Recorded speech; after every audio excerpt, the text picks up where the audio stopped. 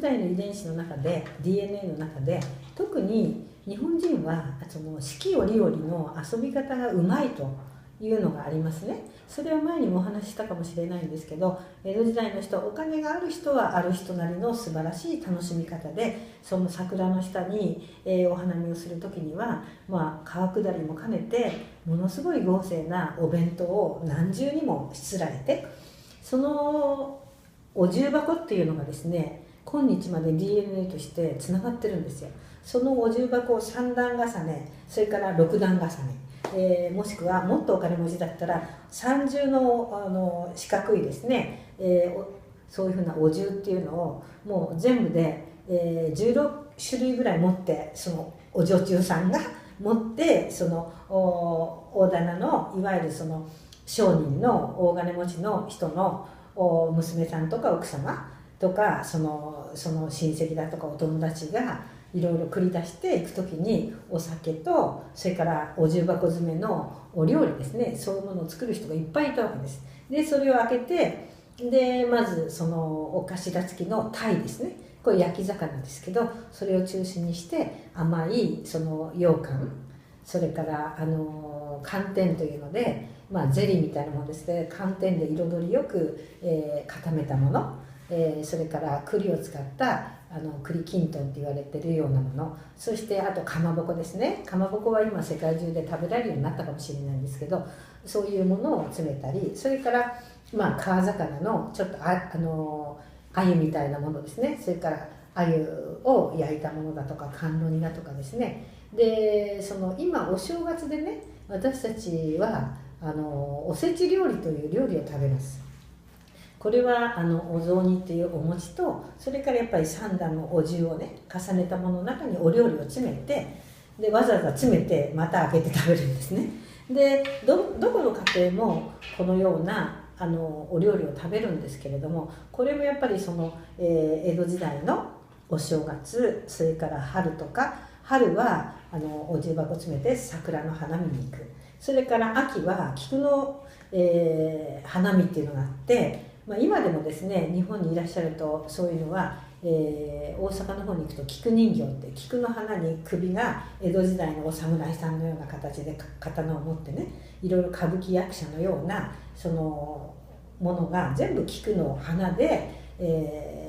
ずっと1年がかりでそういうものを作ったものを鑑賞しにものすごい人が出ますけれども、そうじゃなくても江戸時代も菊の花を育てるっていうのはものすごいブームがあったんですね。ですからいろんな菊をですね育てて品評会がありました。それがちょうどですね菊の9月10月ぐらいですね。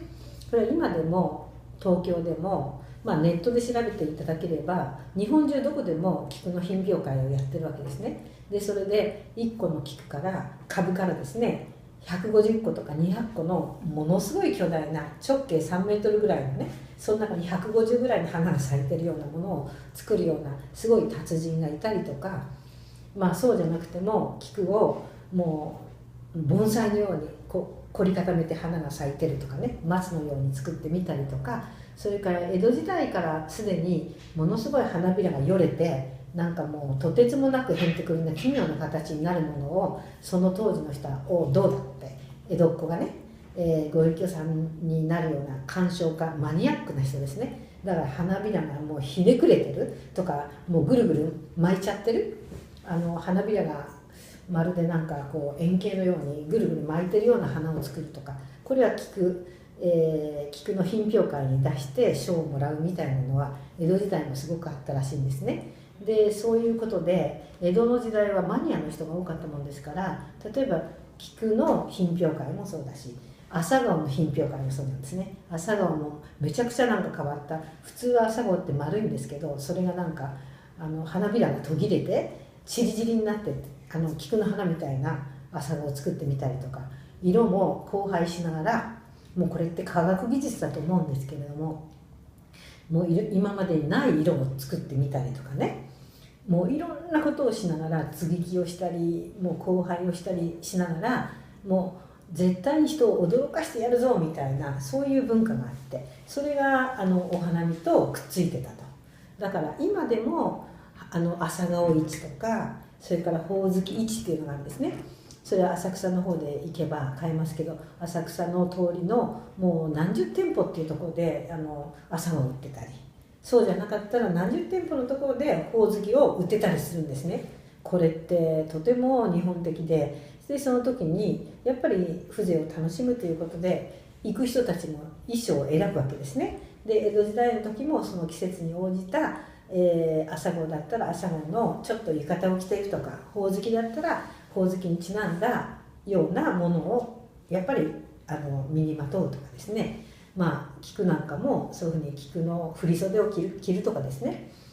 とっても面白いですよね。そのように季節折々を食で楽しむ、それから一方では着物で自分も一緒になってねそれを楽しむ、それから花も花としてただ楽しむんじゃなくて、そこに技巧を凝らしたマニアックなも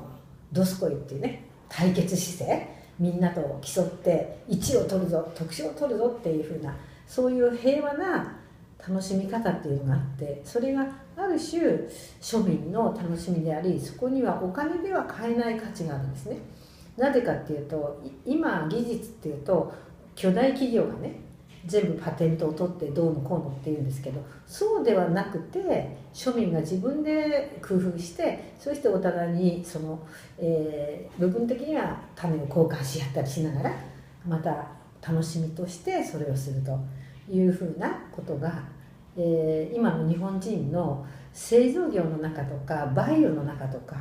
それから植物などを育てる技術の中に今日まで伝わっているということができると思うんですね。ですからそういう意味では技術的なもの、それから、い